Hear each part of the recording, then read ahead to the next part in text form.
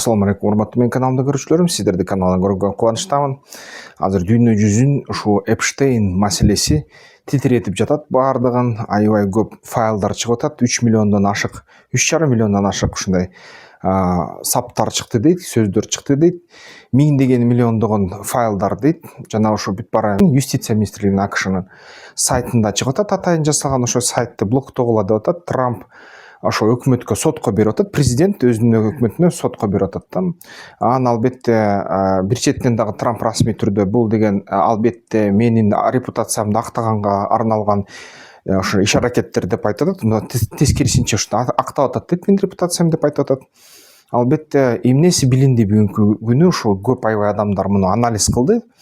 Эми мен деген бир нече мурунку видеолордо ошол Трамп жеңердин астында шайлоодон айтып берген болчумун. Ушундай көптөгөн компроматтар жөнүндө Илон Маск айтып атат деп, Эпштейн файлдары ачыкка чыкса эмне болор экен деп. Ошол Эпштейн файлынын жарымынан ашыгы же болбосо кээ бир учурда 70% тазаланган, кара менен боелгон, баягы көптөгөн ошо видеолор чыгарылган эмес. Ал видеолордо эмнелер бар? Аларда зордуктоо, кичинекей өспүрүм балдарды, кыздарды зордуктоо, 10 жашка жетпегендерди аларды союу, иче карын этин жөө, ушундай кадимкидей адам этин жешет экен. Анан ушундай өлтүрүүлөр, ушинтип зордуктап өлтүрүп ушундан рахат алгандар, ушундай видеолор. Аякта эң мындай дүйнө жүзүнүн элитасы деп эсептелинген эң бай адамдар жүрөт. Аттарынын арасында ошол эле Илон Маск, ошол эле Билл Гейтс жүрөт. Атактуу физик окумуштууну, мисалы үчүн алар мындай тамаша үчүн ал жерге деле алып барышыптыр, аралдарына, Эпштейн аралдарына. Баягы күлүмсүрөгөн үчүнбү, анткени ал паралитик болчу да, ошол негизи албетте эчтеке дей алмак эмес, ушундай майып болчу, бирок аны дагы ошол жерге алып барып коноктошуптур. Ошо сырткары бүт президенттер жүрөт, ушул Джордж Буш кичинүүсү, ошол Джордж Буш уулусу жашыраак болсо да жүрмөк окшойт, бирок уулураак болуп калып жүрбөй калды. Ошо мисалы үчүн Билл Клинтон жүрөт. Анын арасынан ошо бүт баягы партиялардын башчылары, демократ, баягы республиканец, башка ошо партиялардын башчылары бүт баары ошол жерде жүрөт. Ошо Майкл Джексонду да конокко чакырышыптыр, бир сыйрашуу сүрөткө тартышып, бирок эмне кандай болгону анысы дагы белгисиз да. Ошо PDD боюнча мурун бир айтып бердим эле, PDD жөн эле мындай балакай болуп калыптыр да, бала бакча болуп калыптыр PDDнин деңгээли.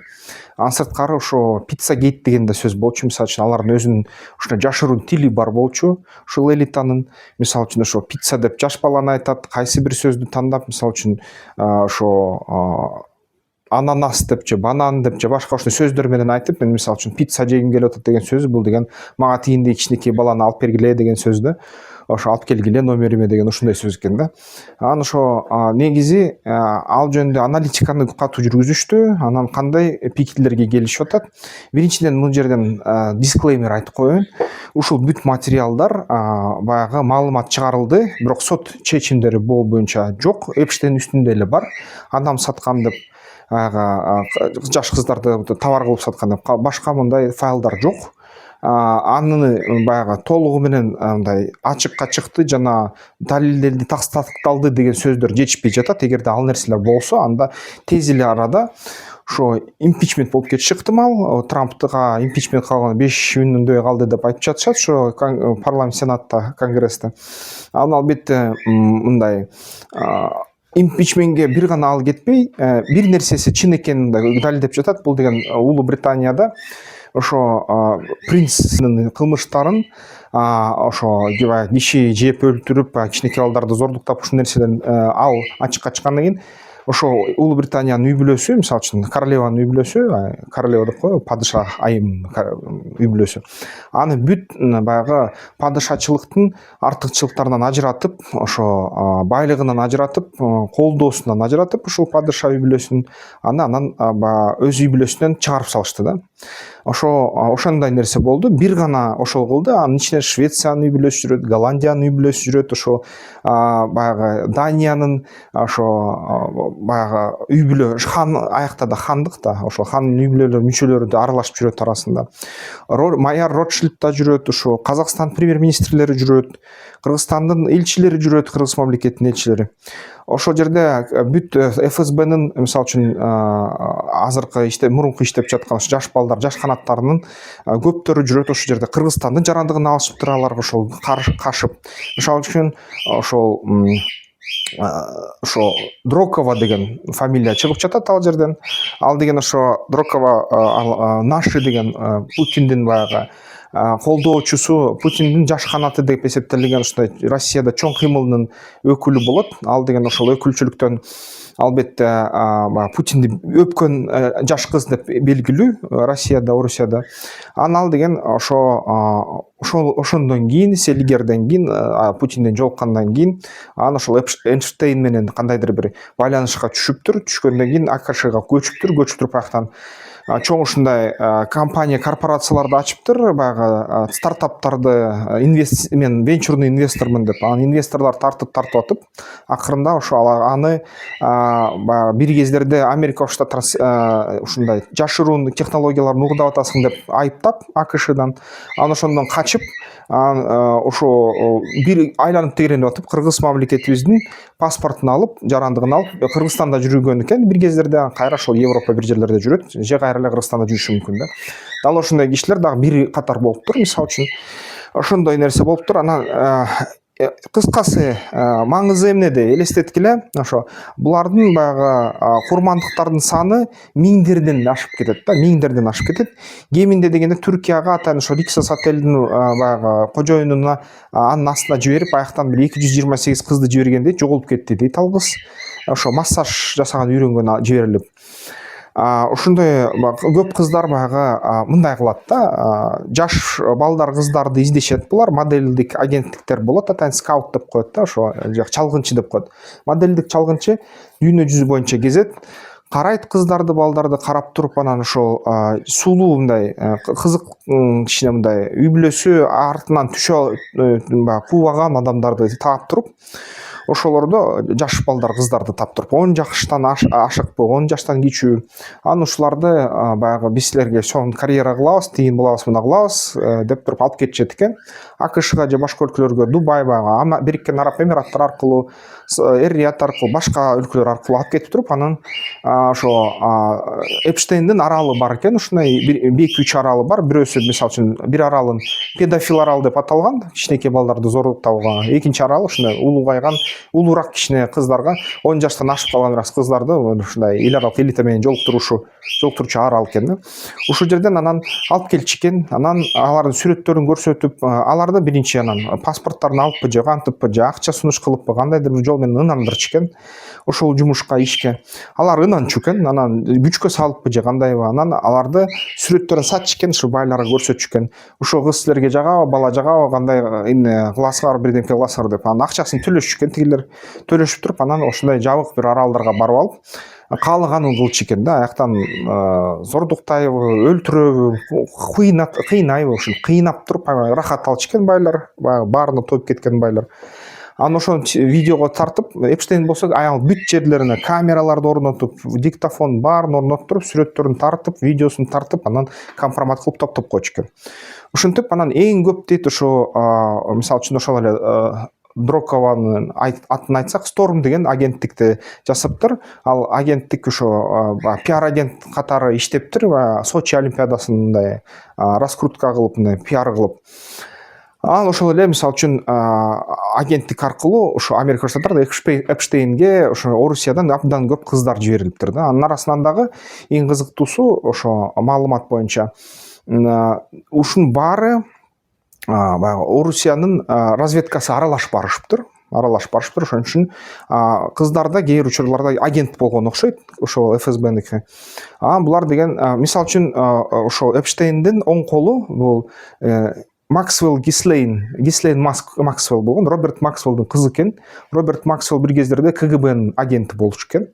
Анан Эпштейн дагы ошол өзү Орусияны сүйчү экен, жакшы көрчү экен. Белоруссиядагы бир ошо аялы бар, мындай кызы мындай кандайдыр бир карын катнашка түшкөн, ошону аябай сүйчү экен. Анан анага ошо өлөрдүн астында ошо керезге аралды калтырмак, бирок ал аралды ошо АКШнын өкмөтү колго алып алды дагы. Ошо жапа чеккен курмандыктарга ошо аралдын түшкөн акчаны аякта өзүнүн Эпштейн чөнтөгүндө $228 миллион калган дейт. Ошонун баарын бөлүштүрүп жардам бергенге жумушайбыз деп Америка өкмөтү айтып атат да. Ошонун чыкканын баары ошо Билл Гейтс мисалы үчүн ошол жактан бир жаш кыз менен жатып алып дейт, Орусиядан бир ооруну жуктуруп алып дейт. Анан ошо Эпштейнге каттар жазып туруп, ошол файлдарда жүрөт.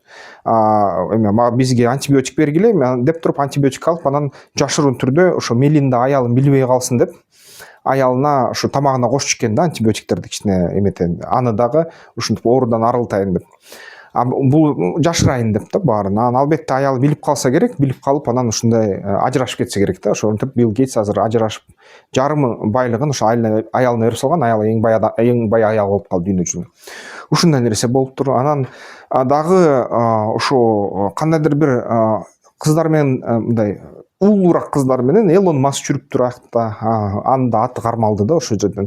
Эми Трамп боюнча өтө жаман нерселер берилген. Ал деген тим эле баягы жаш кичинекей мындай кыздар балдардын ортосунда мындай сулуулук конкурстарды өткөргөн имиш өткөрүп туруп, анан баягы өзү тандаган имиш, анан кандайдыр бир ошо балдарды зордуктоого катышып, анан албетте бүт ушул иштерге аябай катуу аралашкан деп айтып жатышат да. Эми Трамп айтып атат, бул баары калп дейт, бул аябай чоң калп дейт, каршы чыгып атат да. Бирок дүйнө жүзүндөгү ошо аналитиктер ушул документтерди окуп туруп мындай чечимге келишти.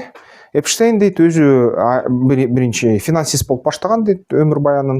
Баштаганда финансылыктан бир биржадан күйгөн дейт, акчаны жоготкон. Анан ошол акыры акчаны жоготкондон кийин ал ушул иштикке барган дейт. Ушинтип кыздарды алып сатар, баягы байларга төшөгүнө салып бермей, акча алмай ушундай нерсени баштаган дейт. Ошол менен жан мындай сактап келген. Анан ошол Гислейн Максвеллди жолуккан. Гислейн Максвелл болсо ага аябай оң кол болуп, ушул килеген бизнес империяны түзгөнгө жардам берген. Албетте анын аркасы менен ошо толугу менен дал ошол маалда Орусиянын ФСБнын колуна түшүп калган деп айтып атышат да. Түшүп калып туруп КГБ кезинде анан ФСБ анан мындай бал капкан деп коет да, же медовая ловушка деп коет. Ушундай бал капкандарды жасаган үйрөткөн ФСБ. Мисалы үчүн ошо кыздарды аласың, баягы ошо салып бересиң чоңго, сартасың, аны компромат кыласың, анан шантаж кыласың да, тигини муну кылып бер, же болбосо болбойт деп. Өзү Эпштейн жөөт болуп калат да. Эпштейнги көбүнчө ошо Моссадка дагы кызмат кылган дейт, Израилдин разведкасына. Анан бир нече ушундай чоң разведкаларга кызмат кылган дейт, маалыматын саткан дейт. Маалыматын ошо баарына, ошо байлар адамдардын баарына ошо маалыматтар бар болчу дейт. Анан албетте эң кызыктуусу ошо байлар аябай көп кеткенинен ушундай жашоодон рахат ала албай, акчасы көп, колунда бебегейсиз бийлик бар, эмне кылгандан билбей дейт. Анын акырында ушул жаш балдарды кандайдыр бир мындай шайтандык ритуалдар менен кыйнап, өлтүрүп, зордуктап, этин жеп ушундай нерсе кылышыптыр да. Анан албетте кандайдыр бир иштеринин илгери болсун деп, же рахат алабыз деп, же болбосо бизди ким жазалай алат эле, биз ушунчалык бийликтебиз деп, ушундай кандайдыр бир жолдор менен алар ушундай кылышыптыр да. Эң кызыктуусу ошо Мюнхен сөзүндө Путин өзү дагы ошо тиешеси бар окшойт, бирок ошол кезде эле маалыматы бар окшойт. Ошентип батышты айыптаган сөздөрдү айткан болчу расмий түрдө. Батышта ушундай педофилияны силер көтөрүп атасыңар туу чокусуна, ЛГБТны көтөрүп атасыңар, үй бүлөлөрдү бузуп атасыңар, өз мамлекеттериңер, биздин мамлекетке да аны байлап атасыңар деп. Анан ушинтип баягы бала адамдын денесин жеп атасыңар силер, такыр мындай акмак болуп кеттиңер силер деген, ушунчалык баягы шайтанга кызмат кыласыңар, силердин убактыңар эми бүтөт деп ушундай Мюнхенден сөз айткан болчу да, ошо батыш лидерлерге карата. Анан азыр түшүнүп атышат баары, Эпштейн файлдары чыккан, демек Путин балким ушунун баарын так билген окшойт. Анан ошо Мюнхенден чын эле батыш лидерлерин ушинтип коркутуп, баягы геосаясаттан кичине ролду көтөрүш үчүн ушундай айткан окшойт. Тигилер коркуп, анан ага багынган окшойт деп айтып атат. Ошо Путинден корккон себеби да ошол дейт. Трамптын ошо Путинге да ынанган себеби окшойт дейт. Украинага каршы Орусияны колдоп келатат Трамп, мындай айтканда. Дал ошондой эле ошол Рубиону байкашкан дейт, ошол Эпштейн файлдардан аталат дейт. Путиндин аты бир 1-2 миң жолу аталат дейт ошо Эпштейн файлдарында. Ушундай нерсе болгон жана бүт ошо дүйнө боюнча ушуну бай адамдар баягы дүйнөлүк элитага жагынайын десең ошондой нерселерге барыш керек болчу деп же болбосо ошо өз өлкөсүнөн кыздарды таап жиберчү деп айтып жатышат. Ошо баягы Эпштейн аралына жолугушууларга акча алчу деп айтышат. Бир кездерде ошо нерсе аябай ушунчалык катуу көбөйүп кеткен дейт. Бир миңдеген адамдарга сан кеткен дейт да, ушундай бул капканын ичине түшкөндөр. Бүгүн ачканы дейт, ошол кичинекей эле мындай маалымат чыкты дейт. Ачылбаган маалымат андан да көп. Анан аны караса дагы такыр адам аман калабы, ошо мээ ордуда калабы, адамдын ден соолугу ордунда болобу, ушундай суроолор да. Мындай экен да, эми дүйнө жүзү боюнча чын айтканда батыш өлкөлөрү дагы, чыгыш өлкөлөрү дагы ошондой нерсеге бай деп айтат. Бирок батыш өлкөлөрүндө ошо Эпштейн файлдар боюнча мындайынан айтканда эң бай, эң мындай бийликтүү адамдар бүгүнкү күнү баягы жер ичинде тозокту орнотуп мындай уюштуруп ийишиптир кадимкидей. Бул деген акылга батпас иш, аябай жаман иш. Бул деген кадимкидей ушул дүйнөгө эгерде мисалы үчүн метеорит согуп туруп жер шаар жарылып кетсе аздык кылат, аздык кылчу иш бул ушул нерсе. Бул нерсе абдан баягы эч кандай мындай адамгерчиликке жатпайт, адамдык деген сапатка да жакпайт. Илимий жактан да караганда, диний жактан да караганда каршы чыгат өтө. Бул нерсе албетте баягы кадимкидей коомду жер жүзүн, дүйнө жүзүн чиритүүчү нерсе, таза чиритүүчү нерсе. Албетте ошондуктан баягы бийликтин жогорку деңгээли деп аталат бир четинен. Анткени кандай гана күч колдонбо, кандай гана кылмыш кылба, аркаңан эч кандай эч ким адилеттик күчүн түшпөсө дейт, анда сен жогорку бийликтин чокусундасың дейт.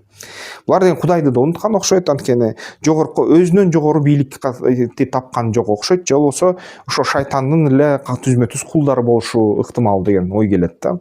Анан албетте ушундай адамдар бүгүнкү күнү биздин реалдуулук, булар бизди башкарып жатат, булар дүйнөлүк экономиканы башкарып жатат, геосаясатты башкарып жатат. Анан албетте ушул адамдар бири-бирине мындай ушундай баал капкан коебуз деп же болбосо бири-бирин колдоппу, ушундай тиги Орусия тараптан да, батыш тараптан, чыгыш тараптан да уюштурган иштер, биздин Борбор Азияда тараптан уюштурулган иштер албетте бул деген такыр аябай начар иштер да. Ошон үчүн бул жерден эгерде баягы 3 дүнөлүк согуш чыгып кетсе дагы, бүт тараптар жакшы мындай катуу жапа чексе да, жаман абалда калса дагы, бул деген ушундай кылмыштар үчүн жаза деп эсептесек болот да. Ушундай нерсе болуп жатат, туугандар. Албетте муну окусаң ойлойсуң, балдарды кантип сактайсың бул дүйнөдө деп. Статистикалык түшүнүк бар, статистикалык чоңдук, аздык деген. Бирок бул нерсе аябай жаман да. Ушул нерсе болуп жатат, туугандар. Ушул нерсе дүйнө жүзүндө мындай адамзаттын мындай эгерде биз эки дүйнөдө жашасак, бирөөсү расмий дүйнөдө баары жакшы, анан расмий эмес анык дүйнөнүн чындык, ачуу чындык бар. Аны биз унчукпайбыз, көрсөтпөйбүз. Бирок дүйнө жүзү ушу азырынча ушу эки дүйнөнү бир дүйнөгө келтирип атат, ачык, нак дүйнөгө келтирип атат. Нак дүйнө болсо аябай кооз эмес да, абдан мыкаачы, абдан жаман дүйнө болуп көрүнүп жатат да. Бирок бул реалдуу саясат, туугандар. Ошондуктан мисалы үчүн бул жерден баягы согуштар улана берет окшойт, начар нерселер улана берет окшойт, күрөштөр улана берет. Качан өзүнүн жазасын ошо жогорку бийлигин ушинтип аткарам деп аракеттенген дүйнө элитанын иштери, кылмыштары табат окшойт. Кээрлер таппай деле коюшу ыктымал, өмүр акырына чейин жашап өтүп, өлүп, тынч өз баягы жолу менен кетет окшойт. Бирок кээрлерине баары бир ал жаза келет окшойт да, тиги же бул түрүндө. Ушундай, туугандар. Силер эмне деп ойлойсуңар? Эпштейн файлдар боюнча силер окудуңарбы? Четин чыгарып айттым, мен деген көп нерсесин айткым келбейт. Баягы башка басылмаларда болуп аябай мындай терип детальдарын чукулагым келбейт, анткени чын кускум келип атат да ушул нерседен. Кадимкидей дитим барып айтат, ошону караганда ошону ойлош үчүн эле ошо аябай катуу стресс болуп, жаман болуп, эсим оп, адамдык таза жарандык, өз пикирим, жеке пикиримди айтат, таза жаран катары ушу мага жакпай атат да. Эми албетте юридикалык жактан бунун баары расмий түрдө тастыкталыш керек, сот чечимдери чыгарыш керек, дүйнө жүзүнүн эл аралык сотторунун чечимдери чечимдер чыгыш керек, ошондо муну так болду десе болот да. Бирок кээ бир ошо өкмөттөрдүн реакциясы, кээ бир ушул маалыматтар так чын экенин көрсөтүп коюп атат да. Ошондуктан жөн эле баягы жүрөк айланып атат туугандар. Ошон үчүн анда пикириңерди комментарийлерге жазгыла. Эмки видеолордон көрүшкөнчө.